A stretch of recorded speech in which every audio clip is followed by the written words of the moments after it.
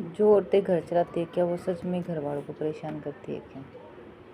जो औरतें रोती है घर में अपनी बात को सामने वाले को समझाने की कोशिश करती है, जो औरत सामने वाले को ये कहती है कि मुझे ये तकलीफ़ है, जो फूट फूट के रोती है किसी के सामने, जो किसी को ये कहती है कि ऐसा मत कर, तकलीफ़ हो रही है, बार बार कहती है।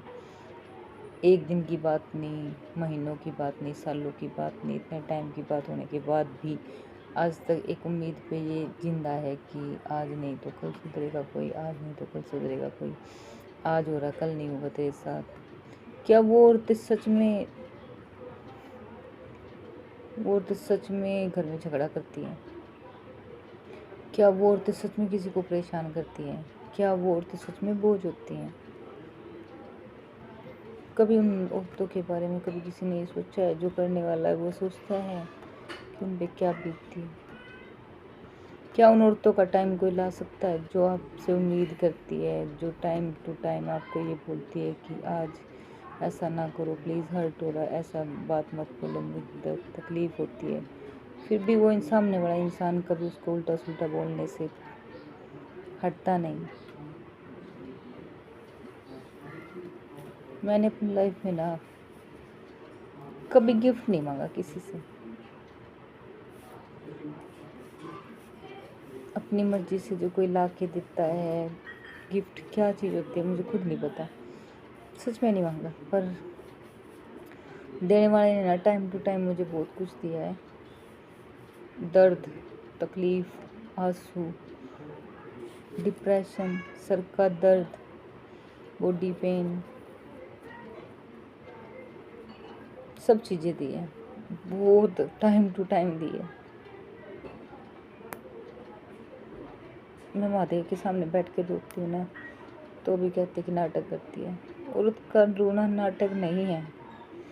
औरत को तकलीफ़ होती है, वो सच में रोती है, उसकी आत्मा तक झंझोड़ जाती है। वो जब रोती है ना सच में हद पार अंदर तक भर जाता है तब रोती है। ये नहीं है कि जो आपने उस टाइम बोला वो तकलीफ़ की वजह से वो रोई, वो इसलिए रोई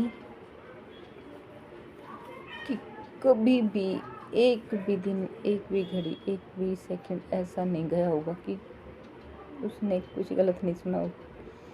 उसको तकलीफ़ होती है, उसकी जो इतनी सारी बातें उसके मन में जो आपने जब से वो आपके पास आई और जब से आज तक की बात तब लगा लो, जब तक वो आपके पास है, थी और रहेगी जब तक, उसके बाद वो अपने बारे में गलती सुनती है, कभी अच्छा भी बोलती है कोई,